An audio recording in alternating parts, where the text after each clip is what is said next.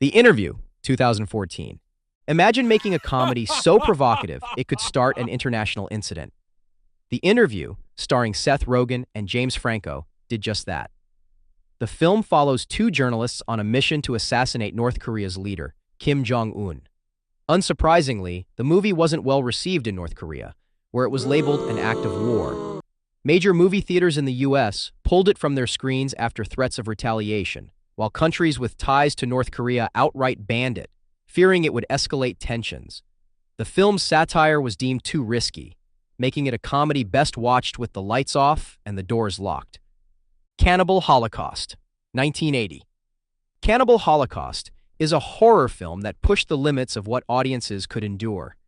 It follows a documentary crew that disappears in the Amazon rainforest while filming indigenous tribes.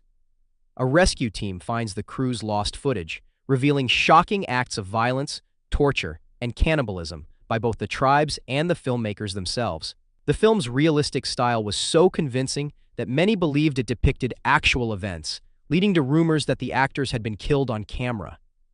Director Ruggero Deodato was even arrested and had to prove in court that his cast was still alive. With its graphic scenes, including real animal deaths, Cannibal Holocaust blurred the line between reality and fiction, leading to bans in multiple countries.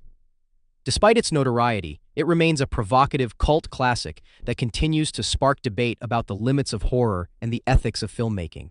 The Da Vinci Code, 2006. What if some of the world's most famous artworks were hiding secrets that could shake the very foundations of Christianity? That's the question the Da Vinci Code dared to ask. This thriller suggested that Jesus and Mary Magdalene had a secret family, a theory that caused a massive uproar among religious groups who saw it as a direct challenge to their beliefs. The film was banned in several countries, particularly in places like Saudi Arabia and Egypt, where religious traditions are fiercely guarded. To them, the film was seen as a dangerous influence that could sow doubt and controversy among the faithful, and so it was swiftly locked away, like a forbidden text in a secret vault. Human Centipede, 2009. A horror movie that turned stomachs rather than spooked audiences, The Human Centipede is notorious for its shocking premise.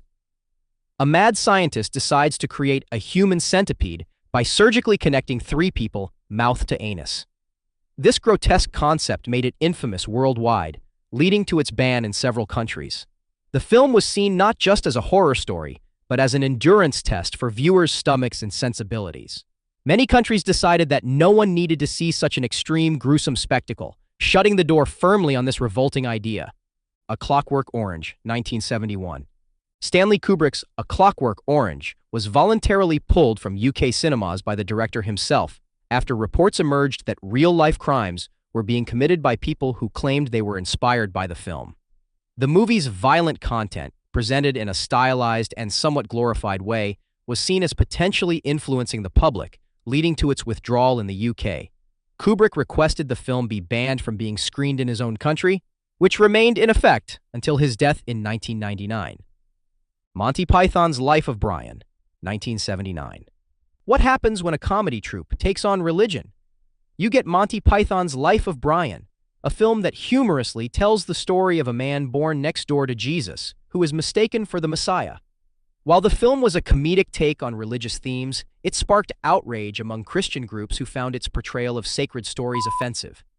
Banned in Ireland, Norway, and parts of the UK, the movie became a cultural touchstone for debates on religious sensitivity and freedom of expression, proving that laughter can indeed be a powerful and sometimes dangerous weapon. American Sniper, 2014. When a film glorifies one side of a contentious conflict, it's bound to stir controversy. American Sniper, based on the story of a Navy SEAL sharpshooter in the Middle East, was seen by many as a patriotic tale of heroism. However, in the Middle East and beyond, the movie was viewed as a one-sided portrayal that ignored the complexities of war and the suffering on the other side.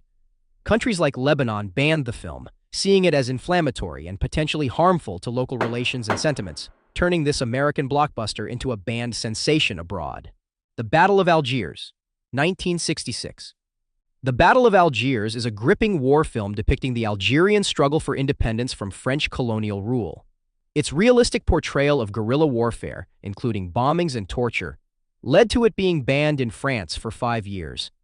The film was seen as too sympathetic to the Algerian fighters and too critical of French military actions, reopening painful wounds from the recent colonial past. Released soon after Algeria's independence, the film sparked controversy by forcing France to confront its uncomfortable history, making it a powerful, provocative piece that remains impactful to this day. Persepolis, 2007. Persepolis, an animated film based on the graphic novel of the same name, tells the story of a young girl growing up during and after the Islamic Revolution in Iran. It provides a critical and often humorous view of life under an oppressive regime, which led to it being banned in Iran. The authorities felt the film painted an unfavorable picture of the country's history and values, leading to its censorship. Despite, or perhaps because of, its ban, Persepolis garnered worldwide acclaim and remains a powerful testament to the struggle for personal freedom and expression. The Great Dictator, 1940. Charlie Chaplin's The Great Dictator was a bold satirical film released at a time when satire could have dangerous consequences. This film mocked Adolf Hitler and the Nazi regime at a time when the world was still coming to grips with the horrors of Nazi ideology. Banned in Nazi-occupied countries and heavily criticized even in neutral nations, the film was seen as an act of defiance against tyranny and oppression. While it became a classic for its bold stance and humorous take on a dark period, it also faced severe backlash, showing how comedy can challenge power in profound ways. Schindler's List, 1993. Schindler's List, directed by Steven Spielberg, is a haunting portrayal of the Holocaust and the harrowing experiences of Jews during World War II. Despite its critical acclaim, the film was banned in countries like Indonesia and Malaysia, primarily for its depiction of the Holocaust and perceived Western bias. The governments argued that the film's graphic violence and distressing scenes might incite ethnic and religious tensions. In these regions, the film was viewed as a political tool that could potentially stir up sensitive historical issues, leading to its prohibition. The Death of Stalin, 2017. The Death of Stalin is a dark comedy that satirizes the chaotic events following the death of Soviet leader Joseph Stalin. The film was banned in Russia and several other former Soviet states for mocking Soviet history and portraying Stalin's close associates as bumbling fools. The Russian government claimed the film was offensive and an ideological weapon against the state. Authorities believed the movie insulted the country's heritage and could spark public outrage, leading to its swift removal from theaters.